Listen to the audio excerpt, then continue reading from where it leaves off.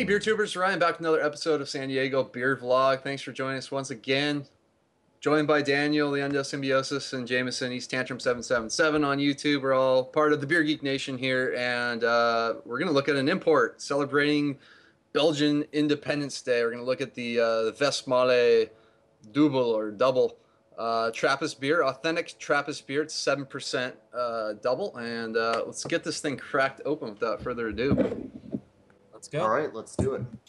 Let's see, what kind of color head are we getting on there? Like a off-white, kind of dingy yellow, brown, kind of dirty yellow.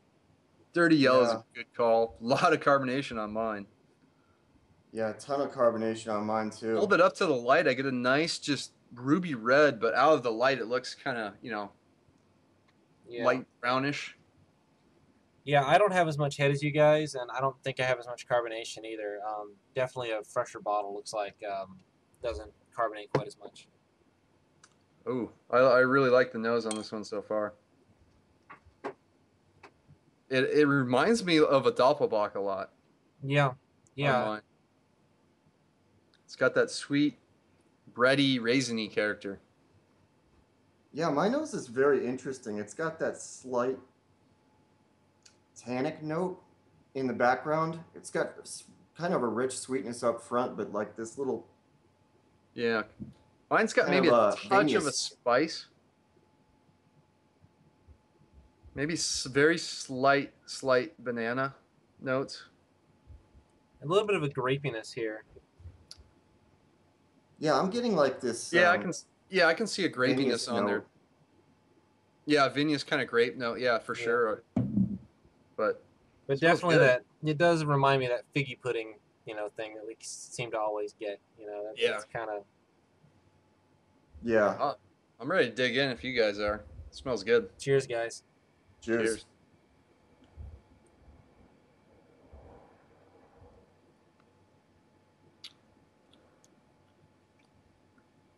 Yeah, that's nice. That's real nice.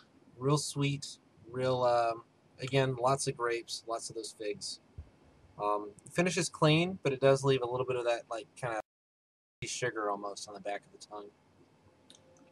Mine's pretty dry on the back end, but the lingering sweetness isn't quite there. Maybe that's another age difference. It's ever so slight on the back end. Yeah, mine leaves kind of like a little bit of a dry finish, like that kind of a finish of a vinous note in there, slightly, tannic tasting. Up front, it's got that fig type of pudding, like Daniel said. So Once you say tannic again, I do get it on the back of the tongue and the aftertaste. But mine is very sweet. I don't know. It does seem like age does a little something to this one. Mine's about a year old, and I think mine is definitely sweeter than you guys'. Yeah, it does sound like it because up front I certainly get some of that sweetness you're talking about. Maybe a touch of like a brown sugar-ish kind of note. I assume they're using probably a lot of like dark candy sugar on this one, but yeah, big time grape / raisin fig kind of notes. Right. Big breadiness kind of towards the end of the palate, kind of midway. I get some of that sugary kind of sweetness, but yeah, does it's sound like actually, mine's drier. yeah, mine is pretty dry too. I think drier than Daniel's, and mine's like about just over 2 years old, I'd say. But yeah, it's got that. It's really actually quite different from what I remember it being. I think that the last time I had this, it probably was a much fresher bottle. So I remember this being a lot drier and maltier. I remember this being a lot more like a brown ale almost than this. I like it better now, but yeah, it's and it has been probably 2 or 3 years since I've had it though. So Yeah, I mean, for 7%, it's pretty decent ABV. Certainly don't taste any on mine, since my bottle's like over 3 years old. So I have the oldest bottle of the bunch. I mean, this is past its quote expiration date, but I think it's drinking completely fine. It's so smooth and drinkable. It's like I got to slow down here. It's so smooth. Yeah, mine's very smooth as well, and mine is just past the drinking date as well, but it's drinking very good. And actually, it's better than I remember having it last time I did drink this beer. So, Yeah, the yeast character. I mean, now like, trying to figure out because a lot of times these doubles, like the yeast character, might not always be the most present, but I'm getting a little more of that towards the back end now.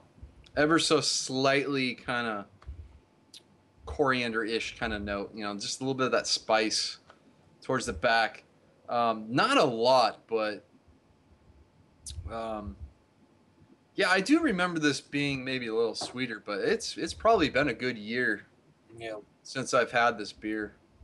it does have. It's got a little bit of almost those like winter warmer kind of spices right on the like tip of my tongue. It's got a little bit of that like those like pumpkin pie spices almost. You know, like cinnamony almost. It's Yeah, mine's kind of duller. I'm yeah, mine almost goes towards. I can see that, Daniel. Mine almost goes towards that pumpkin pie type of spice. I think I'm getting a little bit of clove, maybe a little bit of cinnamon in there. It's really tasting really nice. yeah, mouthfield's a little lower than I would expect too. So they're probably using a good amount of sugar to get that ABV up. right. Yeah.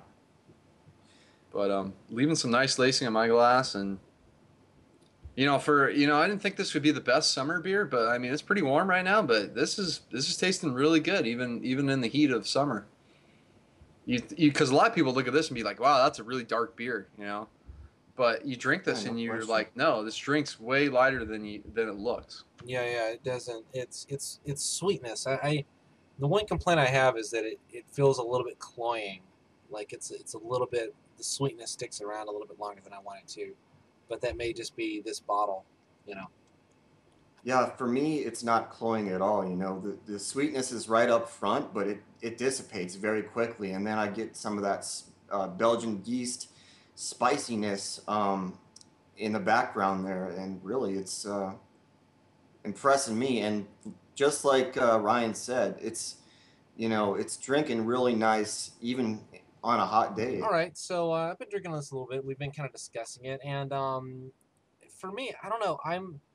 I might have a bad bottle, even though my bottle's fresher than these guys. Because my experience is very different from theirs, and this is it's very very sweet, and they're both getting this kind of dry aftertaste. Mine is not nearly as carbonated. You can see I've got this like scum, and then both these guys have a nice kind of full head. Um, rating wise, based on like you have to rate the bottle in front of you, I give this like a B plus at best. I mean, it's a really solid beer. I would definitely drink it again, but I don't like this nearly as much as I thought I would. And I mean, I've had it before, but it's been a long time, so I may be buying this again just to kind of see just to kind of see if this was a bad bottle. But based on the bottle I have here, I'm giving this a B plus, and that's it. So you guys, Yeah, well, for me, the beer is kind of like you said, Daniel. It sounds like you're drinking a different beer than from us, and that I don't know if that's the age or if that's just different batch variation, or like you said, you had a bad bottle. But actually, this for me has exceeded my expectations from the last time I had it. I remember liking it, but just not really enjoying it as much as today. For me, it's got that sweet, complex taste up front, and then it finishes with a nice dry, kind of a vinous, spicy aftertaste. Um, Really good, not to that top-notch material, but I'm going to give this a very solid A minus. I think it's a really solid beer. Yeah, that's exactly what I'm going to give it as well. To me, it does reach that A level. I think it's an excellent double. especially just nicely brewed. Even this like 3+ year old bottle that I have still holds up real well. All those characteristics Jameson mentioned. I do like some doubles though a bit more than this one.